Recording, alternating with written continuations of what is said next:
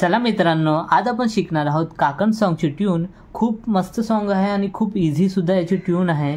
तर आपण फटाफट शिकूया। खूप इझी आहे, फटाफट तुम्ही शिकून जाणार याची ट्यून वाजवायला।